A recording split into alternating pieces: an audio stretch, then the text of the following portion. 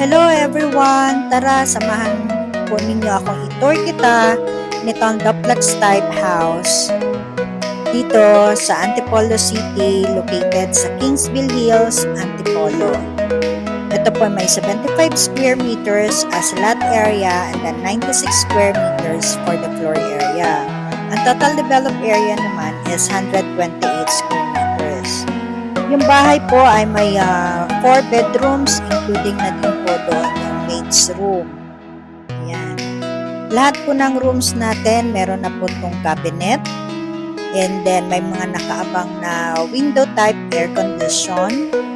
And then, very spacious po ang ating living room, tsaka yung ating dining room. Sa likod naman, may service area tayo, at nandun po yung ating maid's room. Sa baba, meron tayong toilet and bath.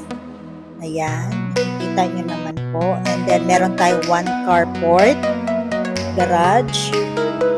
Ayan. Napakaganda po at napakalinis ang gawa nila. Ayan. Yung floor finish po natin and all interiors are naka-tiles na po. All rooms, may cabinet na. Ayan. Sa taas naman, as you can see, may maliit na space pa doon for family area. Pwede po tayong maglagay pa ng isang sofa. And then, yan, yung room natin, may mga cabinet na.